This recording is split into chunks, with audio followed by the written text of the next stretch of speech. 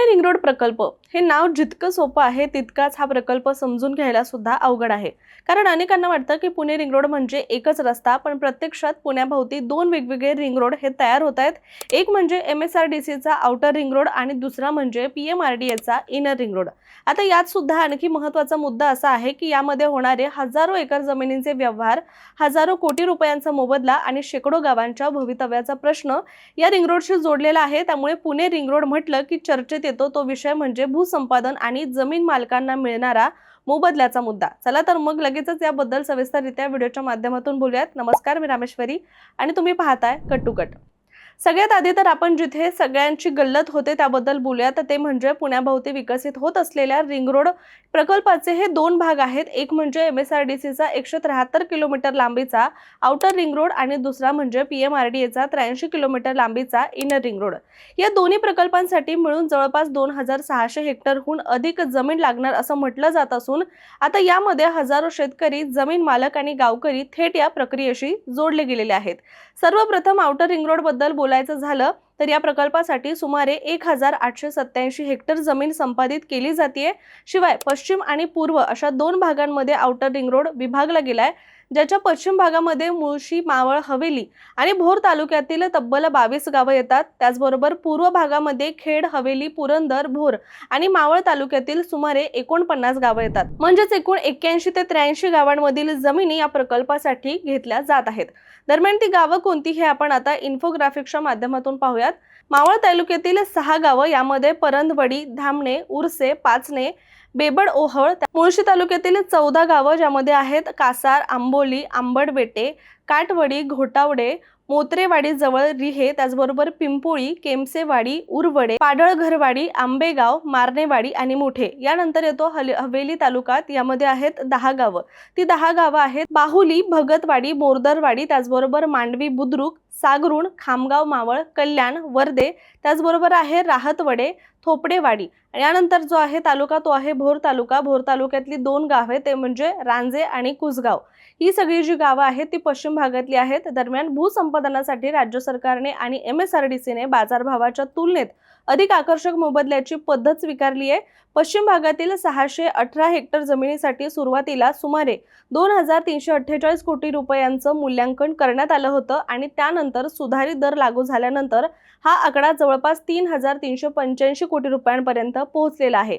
म्हणजेच केवळ पश्चिम भागातील जमीन मालकांना हजारो कोटी रुपयांचा मोबदला मिळणार असं म्हटलं जात आहे। पण सरासरी विचार केला तर पश्चिम भागामध्ये अनेक ठिकाणी प्रति हेक्टर 3.7 कोटी रुपये किंवा त्यापेक्षा जास्त दर निश्चित करण्यात आलेत आणि याचा अर्थ साधारणपणे एका एकर मागे 1.4 ते 1.5 कोटी रुपयांच्या आसपास मोबदला मिळू शकतो असं यातून दिसतंय।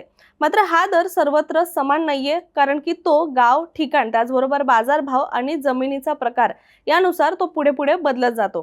खरं तर सर्वाधिक फायदा कोणाला झाला असेल तर तो म्हणजे मुळशी आणि मावळ तालुक्यातील काही गावातील जमीन मालकांना, कारण या भागातील जमिनी आधीच पुण्याच्या विस्तारामुळे महाग झालेल्या होत्या। हिंजवडी IT पार्क, त्याचबरोबर माण, मारुंजी, नेरे, उरवडे, पिरंगुट, भूकुम आणि बावधन या परिसराच्या जवळ असलेल्या जमिनींचे बाजार मूल्य हे आधीपासूनच मोठे होते। त्यामुळे या भागातील शेतकऱ्यांना मिळालेला मोबदला अनेक ठिकाणी राज्यातील इतर प्रकल्पांपेक्षा सुद्धा अधिक असल्याचं दिसून येत आहे।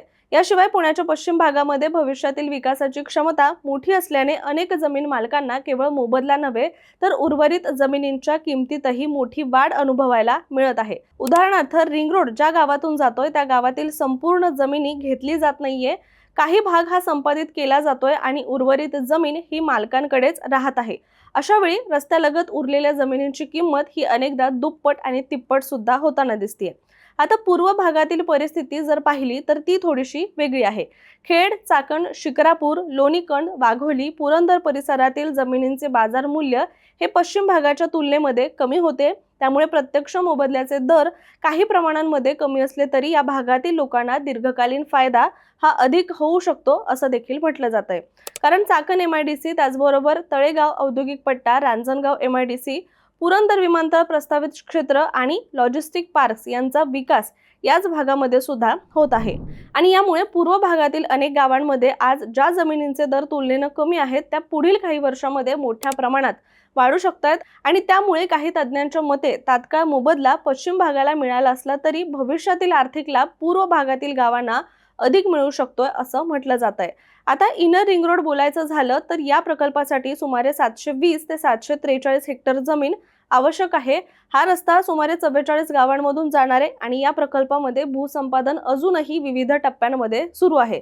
त्यामुळे सर्व गावांचे अंतिम मोबदला नेमके किती दर आहे हे अजून जाहीर झालेलं नाहीये। मात्र पीएमआरडीए काही ठिकाणी थेट रोख मोबदल्याबरोबरच टीडीआर आणि एफएसआय चा पर्याय सुद्धा देत आहे। आता म्हणजेच नेमकं काय तर टीडीआर म्हणजे काय तर ट्रान्सफरेबल डेव्हलपमेंट राईट्स आणि एफएसआय म्हणजेच फ्लोर स्पेस इंडेक्स म्हणजे जमीन मालकाला फक्त रोख मोबदला न देता भविष्यातील विकासाचा हक्क देणे असा त्याचा अर्थ होतो। उदाहरणार्थ एखाद्या शेतकऱ्याची जमीन रस्त्यासाठी घेतली गेली असेल तर त्याला त्याच्या बदल्यात टीडीआर प्रमाणपत्र दिले जाऊ शकते आणि हे प्रमाणपत्र तो स्वतः वापरू शकतो किंवा बिल्डर किंवा विकासकांना सुद्धा विकू शकतो आणि त्यामुळे त्याला भविष्यामध्ये अतिरिक्त उत्पन्न मिळू शकते। आणि याचबरोबर जे आहे ते एफएसआय म्हणजे काय तर एखाद्या जागेवर किती बांधकाम करता येईल याचा हक्क दिला जातोय। अर्थात सरकार किंवा प्राधिकरण अतिरिक्त एफएसआय देत असेल तर त्या हक्काचा वापर करून अधिक मजले किंवा अधिक बांधकाम सुद्धा करता येऊ शकतं, ज्यामुळे त्या हक्काची आर्थिक किंमत सुद्धा अधिकच वाढत जाते। आणि या प्रकल्पात सुद्धा हीच पद्धत वापरली गेली आहे। विशेषतः लोहगाव, वाघोली, उंद्री, मांजरी, फुरसुंगी, बावधर आणि हिंजवडी जवळील काही भागांमध्ये भविष्यात या हक्कांचे मूल्य मोठ्या प्रमाणात वाढू शकतात। आणि जर एकूण चित्र पाहिलं तर पुणे रिंग रोड हा केवळ रस्ता प्रकल्प नाही तर या प्रकल्पामुळे हजारो कोटी रुपयांचा मोबदला ग्रामीण भागांमध्ये सुद्धा पोहोचलेला गेल्याचं म्हटलंय। आणि आउटर रिंग रोड साठीच भूसंपादनाचा खर्च जो आहे तो साधारण 10,000 कोटी रुपयांपेक्षा जास्त असल्याचा अंदाज व्यक्त केला जातोय। म्हणजेच पुणे जिल्ह्यातील अनेक गावांमध्ये एकाच वेळी मोठ्या प्रमाणात भांडवल देखील पोहोचत आहे आणि म्हणूनच पुणे रिंग रोड प्रकल्प हजारो शेतकऱ्यांशी कोट्यावधी रुपयांच्या मोबदल्याशी आणि पुण्याच्या भविष्यातील विकासाशी देखील थेट जोडलेला आहे। आज ज्या गावांमध्ये भूसंपादन सुरू आहे तीच गावं उद्या उद्योग, लॉजिस्टिक आणि आयटी त्याचबरोबर रिअल इस्टेट विकासाशी सुद्धा नवी केंद्र बनू शकतात। त्यामुळे पुणे रिंग रोड हा फक्त वाहतुकीचा मार्ग नसून पुढील काही दशकांसाठी पुण्याच्या विकासाचा रोड मॅप ठरणार आहे। पण तुम्हाला काय वाटतं, खरंच भविष्यामध्ये हे सगळं शक्य होईल का? कमेंट करून नक्की सांगा आणि ही संपूर्ण सिरीज पाहण्यासाठी सुद्धा कट टू कटला सबस्क्राइब करायला विसरू नका।